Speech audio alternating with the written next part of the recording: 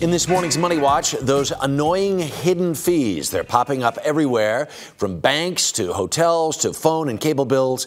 CBS News business and economics correspondent Rebecca Jarvis is here to show us how to escape those fees. Good morning. That's the goal, Harry. Let's start with checking accounts. Is there no such thing as free checking? There usually is a fee associated with checking accounts, but sometimes they sneak up on you. What are you going to help us avoid? Yeah, Harry, oftentimes there are these fees, and sometimes you don't know they're coming. $12.55 is the average monthly fee. $12.55 is the average monthly fee for credit card or for checking accounts overall. But what you want to do is go to banks like community banks, credit unions, online banks. Oftentimes these companies won't force you to pay for the checking account. Also, if you keep a minimum balance, that will help you, because a lot of these companies will say, as long as you keep a certain amount of money with us, we're not going to charge you for it. Is it true, though, that some banks charge you for not acting or not using? Oh, yeah. This is kind of surprising, because if you don't spend a certain threshold with, let's say, credit card companies, Harry,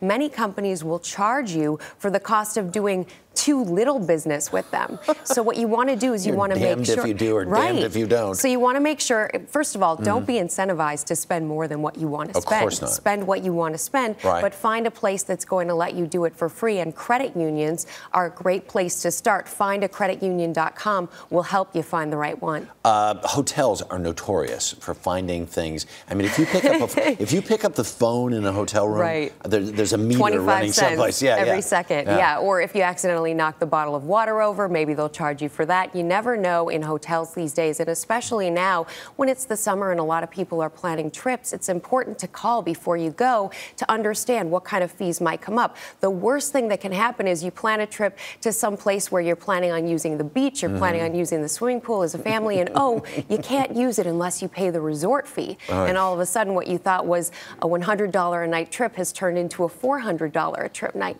So call and know before you go. And especially if you're booking online, make sure that you know the information, and they can take it off your bill if you don't use it. That's another thing. That's good. ATMs, there's always ways to lose money with ATMs. Always, because not only are you paying to use the ATM to the company that's using the ATM, that supplies the ATM, you're also paying for your bank if you're using an out-of-network ATM. So what you can do is you can look ahead of time on the internet. There's also applications on your phone that you can use to find the specific ATMs.